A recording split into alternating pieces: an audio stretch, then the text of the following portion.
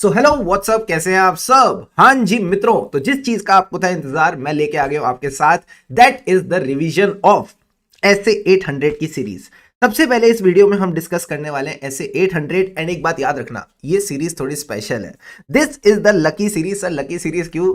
देखो, मैंने जो अपना फर्स्ट बेबी शो जीता था ना, वो 8 फरवरी को जीता था।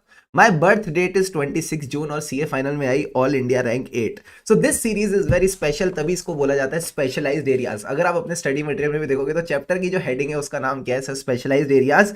एंड इसी स्पेशलाइज्ड एरियाज में हम स्टार्ट कर रहे हैं ऐसे 800 के साथ। सर ऐसे 800 क्या कहता है? सबसे पहले तो भाई साहब इसमें स्पेशल क्या है? मैंने कहा स्पेशल है वो लोग जिनके लिए फाइनेंशियल स्टेटमेंट्स बने हैं। स्पेशल है वो लोग जिनके लिए फाइनेंशियल स्टेटमेंट्स बने हैं, यानी अभी आप एज अ ऑडिटर जो फाइनेंशियल स्टेटमेंट्स को ऑडिट करोगे, these financial statements are not available for general use. ये जनरल पर्पस फाइनेंशियल स्टेटमेंट्स नहीं है, these are special purpose financial statement. तो इसको कहते हैं audit of the financial statement, जो बने हैं as per the special purpose framework. अब कई बच्चे सोचेंगे सर ये स्पेशल पर्पस फ्रेमवर्क क्या होता है? तो आप सबको पता है, देखो फाइनेंशियल रिपोर्टिंग फ्रेमवर्क होता है। हाँ सर, तो जो फाइनेंशियल रिपोर्टिंग फ्रेमवर्क कुछ स्पेसिफिक यूजर्स के लिए बना है, ये आम लोगों के लिए नहीं बना, मैंगो पीपल के लिए नहीं बना, स्पेसिफिक यूजर्स के लिए बना है, इसको कहते हैं स्पेशल पर्पस फ्रेमवर्क। जैसे नॉर्मल एफआरएफ होता है, फेयर प्रेजेंटेशन और कंप्लायंस, ये भी वैसे ही होता है, फेयर प्रेजेंटेशन और कंप्लायंस। अब सर ये स्पेशल लोग कौन है? मैंने कहा 3 लोग हैं। इन 3 लोगों को मैं प्यार से बोलता हूं CRC टर टर टर।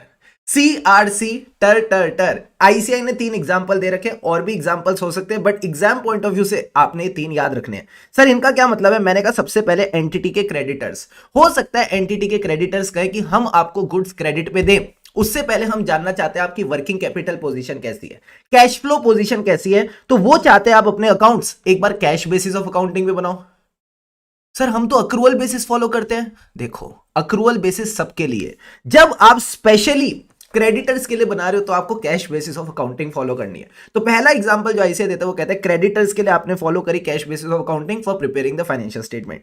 इसी तरह अगर आपका कोई रेगुलेटर है, आपका कोई लॉज एंड रेगुलेशन में कोई रेगुलेटरी अथॉरिटी है। सर रेगुलेटरी अथॉरिटी मतलब आप एक लिस्टेड कंपनी हो, आपका रेगुलेटर कौन है? सेबी। सेबी कहता है कि हमको आपके फाइनेंशियल एक पर्टिकुलर फ्रेमवर्क के हिसाब से चाहिए, तो रेगुलेटर आ जाएगा। इसी तरह आपका कोई कॉन्ट्रैक्टर है। सर कॉन्ट्रैक्टर मतलब आप किसी के साथ कॉन्ट्रैक्ट कर रहे हो, एग्रीमेंट कर रहे हो। किस चीज का कॉन्ट्रैक्ट है? मैंने कहा डेट एग्रीमेंट है, बोरोइंग एग्रीमेंट है, क्योंकि अब आप सामने वाले से पैसे ले रहे हो तो जैसे वो चाहेगा वैसे आपको फाइनेंशियल स्टेटमेंट बना के देने पड़ेंगे। तो ये 3 एग्जांपल आई से आपको देके चलता है। यही 3 एग्जांपल मैंने भी आपको बुक में दे रखे हैं, examples of special purpose framework. इसी के ऊपर क्वेश्चन मिलेगा आपको स्टडी मटेरियल के बैक क्वेश्चन में और हमारे क्वेश्चन बैंक में।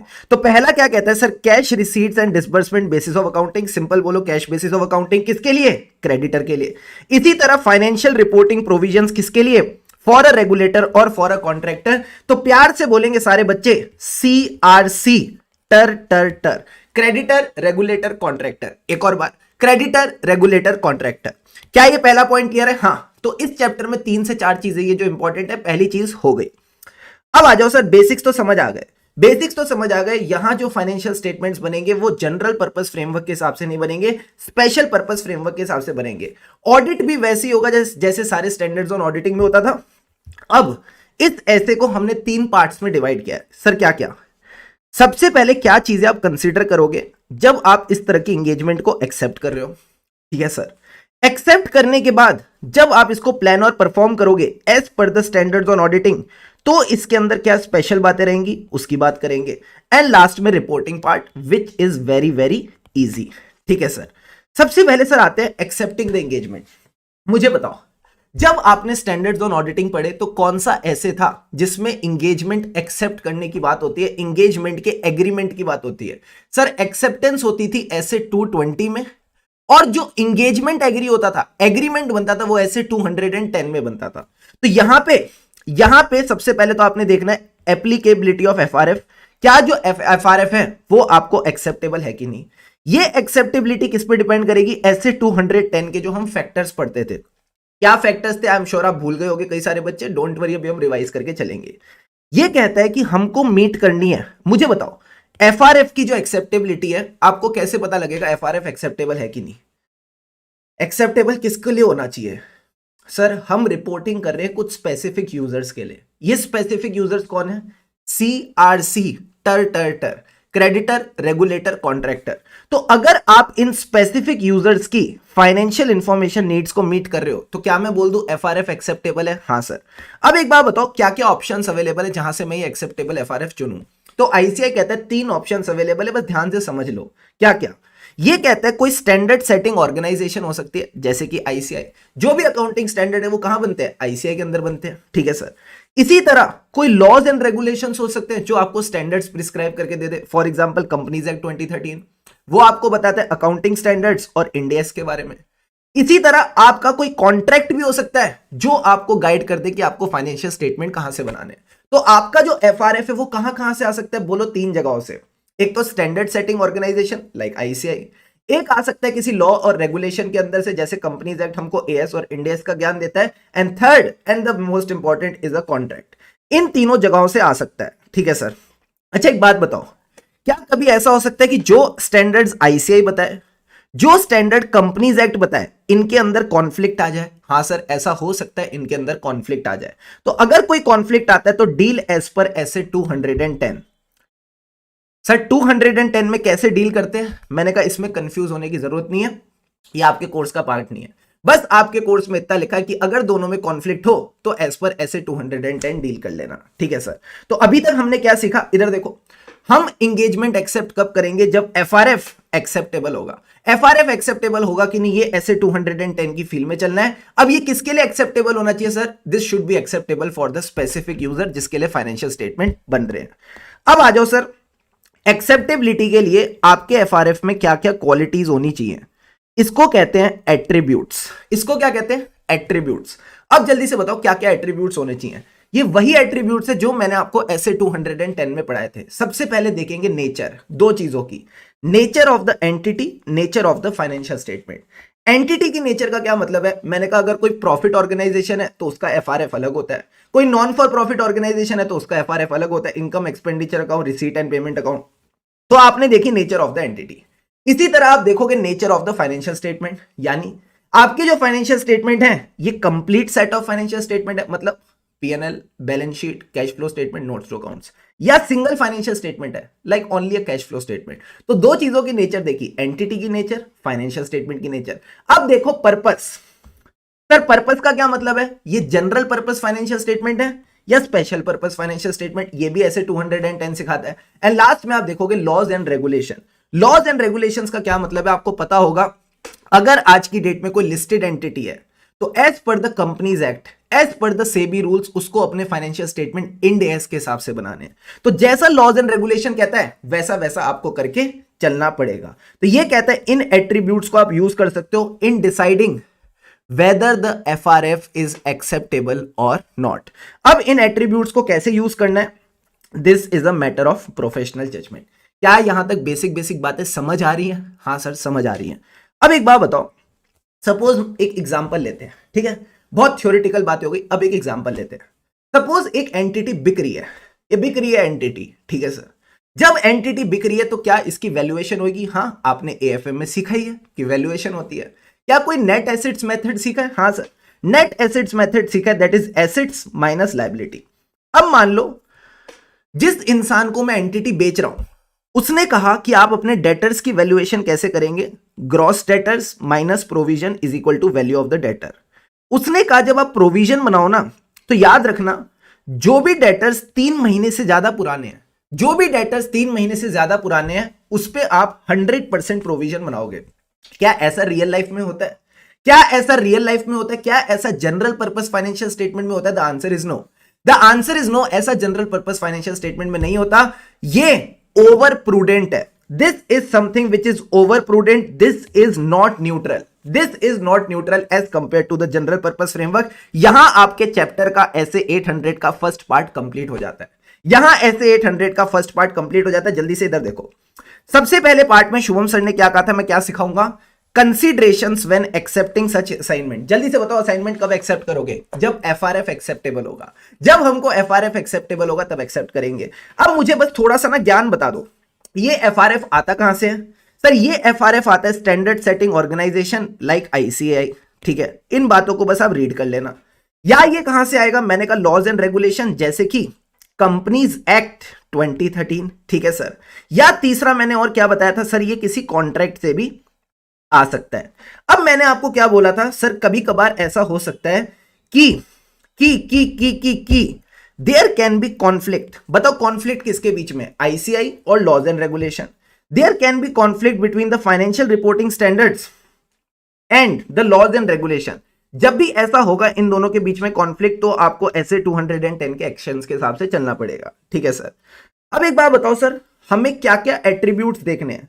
तो ये कहता है आपने देखना है कि फ्रेमवर्क में वही एट्रीब्यूट्स होने चाहिए जो ऐसे 210 ने बताए। बताओ क्या क्या एट्रीब्यूट्स बताए थे, इधर देखो क्या क्या एट्रीब्यूट्स बताए थे सर, आपने 5 एट्रीब्यूट्स बताए थे। हमें कहीं ना कहीं देखना है नेचर ऑफ द एंटिटी, कि ये नॉन फॉर प्रॉफिट ऑर्गेनाइजेशन है या फिर प्रॉफिट ऑर्गेनाइजेशन है, उस हिसाब से एफआरएफ होगा।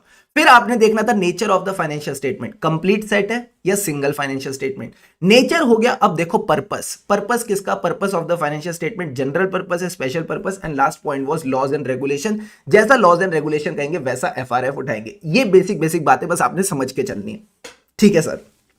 इसके बाद ये वही एग्जांपल दे रखा है जो मैंने आपको बताया था। कई बार फेयर वैल्यू कैलकुलेट करने के लिए नेट एसेट्स की on the date of sale, तो हो सकता है आपका जो सेलर है और जो परचेजर है वो बोले हमें अलाउंसेस यानी provision for doubtful debts on uncollectible account receivable, ये हमें काफी प्रूडेंट बनाने हैं, ये हमें काफी प्रूडेंट बनाने हैं। तो this is considered to be not neutral when compared with the general purpose framework. तो यही एग्जांपल मैंने आपके साथ डिस्कस किया था कि अगर आप ज्यादा प्रोविजन बना रहे हो तो इसको न्यूट्रल नहीं माना जाएगा as compare to the general purpose framework. क्या यहां तक सारी बातें समझ में आ रही है, नहीं आ रही है, आ गई है सर। अब आ जाओ next part, and this is again the most important part. मैंने अभी तक आपको याद करने के लिए क्या बोला सर, आपने याद करने के लिए बोला सबसे पहले तो ये याद रखना है, ठीक है। दूसरी चीज जो आपको इसमें याद रख के चलनी है वो है standards on auditing. What will be the role of standards on auditing, यानी considerations when planning and performing such audit. तो सबसे पहले इधर देखो, ये कहता है आपने अपना ऑडिट एज पर स्टैंडर्ड्स ही करना है। जैसे आप अपने बाकी ऑडिट्स करते हो as per standards on auditing, ये भी audit as per standards on auditing होगा। और सारे ऐसे इसका राजा कौन है, ऐसे 200 उय्या कासा, ऐसे 200 उय्या कासा, यानी overall objectives of independent auditor and conduct of audit as per the standards on auditing. ऐसे 200 क्या कहता है सर, आपने कंप्लाई करना है हर चीज के साथ, all the relevant applicable standards on auditing, ठीक है, plus all the relevant ethical requirements यानी confidentiality, objectivity, integrity, professional competence, due care, professional behaviour, सबके साथ कंप्लाई करके चलो, ठीक है सर। और इंडिपेंडेंट रहना, मैंने कहा वेरी गुड। ये कहता है आपने हर उस ऐसे के साथ कंप्लाई करना है जो आपके लिए एप्लीकेबल है, मैंने कहा वेरी गुड, अनलेस द ऐसे इज इररेलीवेंट और द रिक्वायरमेंट इज इररेलीवेंट। कई बार ऐसा होता है हम नॉर्मल ऑडिट प्रोसीजर नहीं कर पाते, कई बार ऐसा होता है हम नॉर्मल ऑडिट प्रोसीजर नहीं कर पाते तो अल्टरनेट ऑडिट प्रोसीजर करते हैं। सो इन एक्सेप्शनल सर्कमस्टेंस जब आप नॉर्मल ऑडिट प्रोसीजर ना कर पाओ तो अल्टरनेट ऑडिट प्रोसीजर करके चलना। क्या यहां पे मैंने आपको कुछ नया बताया? नहीं, जो बातें बेसिक्स हमने पहले से सीख रखी है उनको रिवाइज करा दिया। अब आती है सर स्पेशलिटी 3 आइटम्स की। बताओ ये 3 आइटम्स क्या है? 320, 260, 700। कम ऑन, 320, 260, 700 चैप्टर खत्म होने वाला है, फटाफट फोकस कर लो बाबू, ठीक है सर। 320 में हम बात करते हैं मटीरियलिटी की। सबसे पहले सर एक बात बताओ, यहां जो मटीरियलिटी निकलती है वो मटीरियलिटी का मतलब क्या होता है? मैं तो कहता हूं फालतू में गई, भाड़ में गई सारी बातें। इधर देखो, मटीरियलिटी का मतलब क्या होता है sir? When is the information considered to be material? आज मैं सीए इंटर के बच्चे को बुलाऊंगा ना, वो भी बता देगा, अब तुमको बताना पड़ेगा। बोलो sir, information is considered to be material. हाँ, पूरी डेफिनेशन बोलो। इंटरव्यू में बैठोगे तुम, सामने बैठा होगा हीरो, सवाल पूछेगा तुमसे, लाखों का नौकरी का वो है सवाल, जवाब दो। मटीरियलिटी क्या होती है? When is the information considered to be material? Sir, information is considered to be material when it can influence the economic decision of the user of the financial statement. मैंने कहा वेरी गुड, यानी तुम कहना चाहते हो material वो information है जिससे कहीं ना कहीं मेरा इकोनॉमिक डिसीजन, जो भी मैं एंटिटी को लेके लेना चाहता हूं, सपोज मैं एंटिटी के शेयर्स में इन्वेस्ट करना चाहता हूं या नहीं करना चाहता, वो अफेक्ट हो सकता है। Very good. अब मुझे बताओ, क्या तुमको समझ आ रहा है मैं किस डायरेक्शन में ले जा रहा हूं? हाँ सर, समझ रहे हैं। कहीं ना कहीं यूजर को ध्यान में रख के मटीरियलिटी बनाई जाती है। तो अब मुझे बताओ, हम स्पेशल पर्पस फ्रेमवर्क की बात कर रहे हैं, तो क्या हम जनरल यूजर्स की बात करेंगे या स्पेसिफिक यूजर्स की? Will we talk about the general users और specific users? Sir, specific user. तो देखो क्या कहता है, जब भी आप फाइनेंशियल स्टेटमेंट जनरली ऑडिट करते हो तो आप क्या कंसीडर करते हो? Common financial information needs of the user. But जब बात होती है एसपीएफएस, एसपीएफएस का क्या मतलब है? Special purpose financial statement. General purpose financial statement is GPFS, special purpose financial statement is SPFS. Very good sir. जब एसपीएफएस होगा तो हम किसकी इंफॉर्मेशन नीड्स कंसीडर करेंगे? उन स्पेसिफिक यूजर्स की, उन इंटेंडेड यूजर्स की जिनके लिए फाइनेंशियल स्टेटमेंट बना रहे हैं। फॉर एग्जांपल सीआरसी, टर टर टर, सीआरसी, टर टर टर, क्रेडिटर, रेगुलेटर और कॉन्ट्रैक्टर, जो उनकी नीड्स है उनको ध्यान में रख के हम मटेरियलिटी बनाएंगे। अब इन्होंने इसमें एक मसालेदार बात डाली, क्या हो सकता है कंपनी जो है और जो इंटेंडेड पार्टी है, ये दोनों अपने बीच में एक एग्रीमेंट कर ले जिसमें मैनेजमेंट बोले कि इस पर्टिकुलर थ्रेशहोल्ड के नीचे गलती होगी, इस पर्टिकुलर थ्रेशहोल्ड के नीचे गलती होगी तो हम ठीक नहीं करेंगे। हो सकता है मैनेजमेंट बोल दे इस पर्टिकुलर थ्रेशहोल्ड के नीचे गलती होगी तो हम ठीक नहीं करेंगे, और ये बात उसने इंटेंडेड यूजर से एग्री कर रखी है। क्या इस बात से फर्क पड़ता है ऐसे 320 में आप क्या मटेरियलिटी निकालोगे? The answer is no.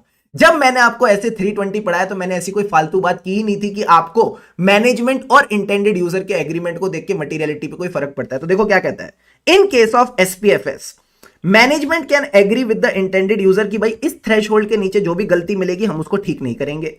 But क्या इसका यह मतलब है हम 320 के हिसाब से मटेरियलिटी ना निकालें? ना ना ना ना ना, निकालनी पड़ेगी। This doesn't relieve the auditor from determining the materiality as per 320। जैसे वो पहले निकालता है वैसे अभी निकाल के चलेगा। क्या ये बेसिक बात समझ आई मटेरियलिटी की? हाँ। तो मैंने कहा मटेरियलिटी में स्पेशल क्या था? जनरल यूजर्स नहीं, इंटेंडेड यूजर। प्लस अगर मैनेजमेंट और यूजर के बीच में कोई एग्रीमेंट है कि इससे बिलो हम गलती ठीक नहीं करेंगे, उससे फर्क नहीं पड़ता, 320 की मटेरियलिटी निकाल के चलो। पहली बात तो सीख गए सर। दूसरी चीज मेरे को क्या सिखानी थी? टीसीडब्ल्यूजी। दूसरी चीज मेरे को दिखानी थी टीसीडब्ल्यूजी, कम्युनिकेशन विद टीसीडब्ल्यूजी। इधर देखो, क्या मुझे टीसीडब्ल्यूजी से कम्युनिकेट करना पड़ता है? हाँ, ऐसे 260 में हमने बहुत अच्छे से पढ़ा है।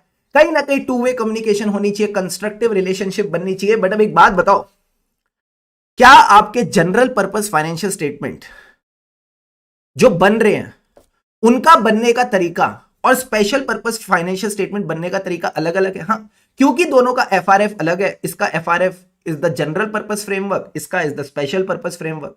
क्योंकि दोनों का बनावट अलग है तो मुझे एक बात बताओ, टीसीडब्ल्यूजी कौन होता है? जो ओवरसी करता है, जो ओवरसी करता है फाइनेंशियल रिपोर्टिंग प्रोसेस। तो एक बात बताओ, जब इनके प्रोसेस अलग अलग है तो क्या इन दोनों का टीसीडब्ल्यूजी अलग अलग हो सकता है?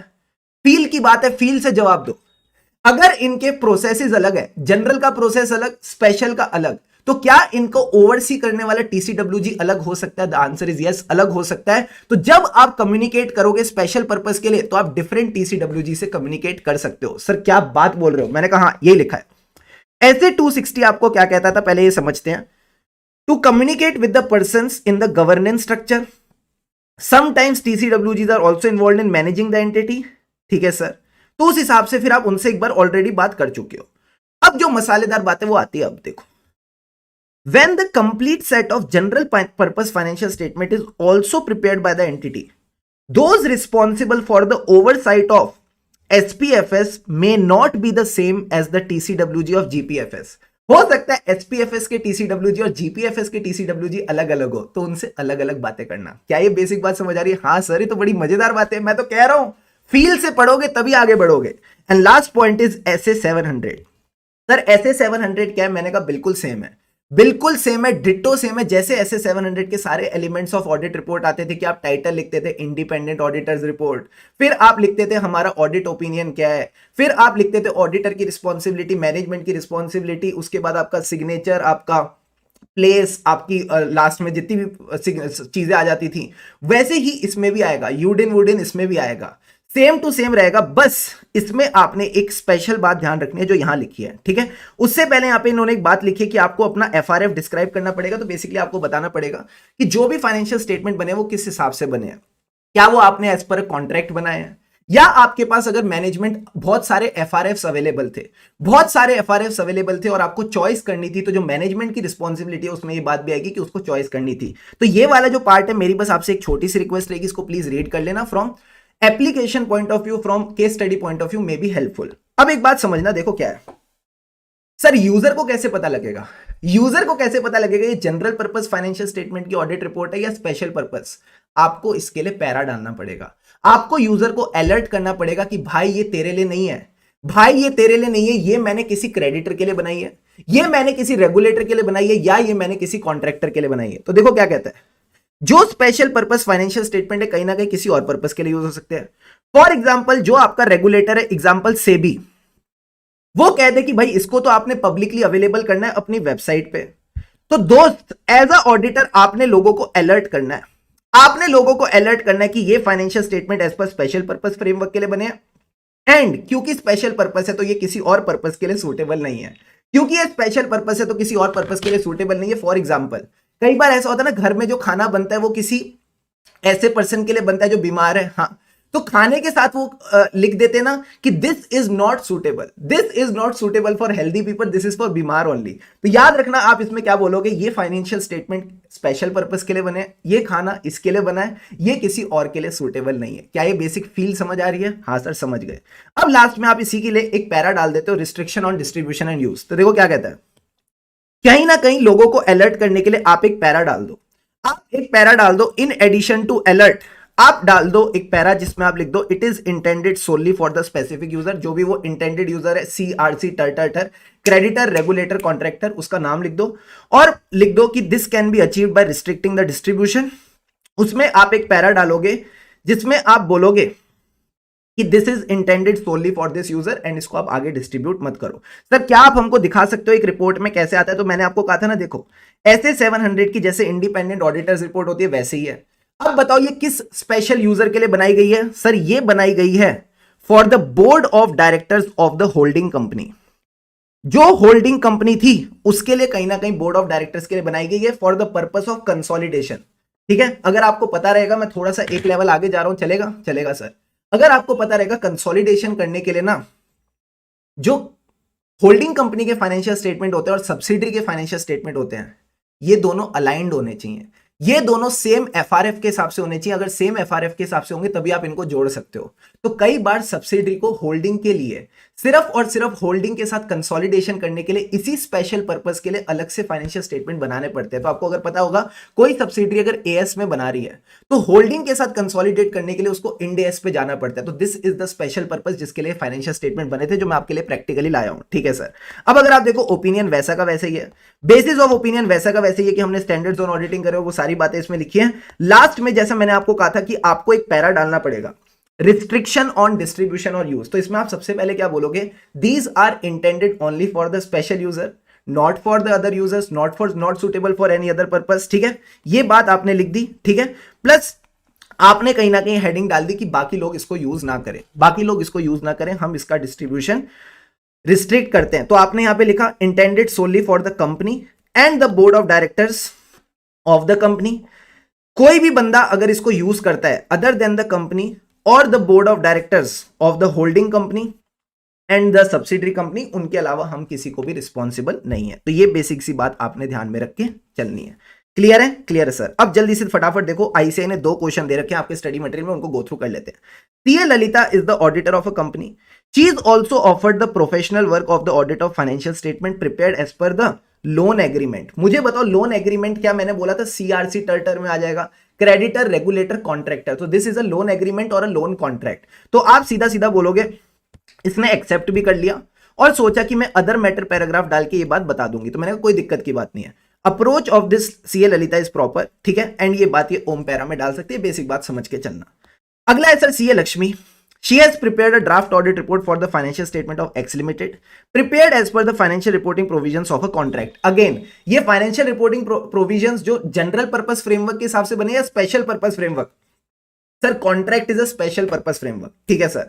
तो ये कहता है कि besides she has also drawn the attention in the draft audit report to the note number A of the financial statement, जहां पे ये basis of accounting लिखा है, प्लस ये चाहती है कि कहीं ना कहीं जो रिपोर्ट है मिसयूज ना हो। तो मुझे बताओ क्या मैंने आपको मिसयूज अवॉइड करने के लिए बात बताई थी? हाँ, आप कहीं ना कहीं पैरा डाल सकते हो अलर्टिंग द यूजर्स की सर ये सिर्फ स्पेसिफिक यूजर्स के लिए है, सबके लिए नहीं है, not for any other purpose. Plus आप एक हेडिंग डाल दो restriction on distribution and use, and उसमें आप ये बात लिख सकते हो that it is intended only for the specific users.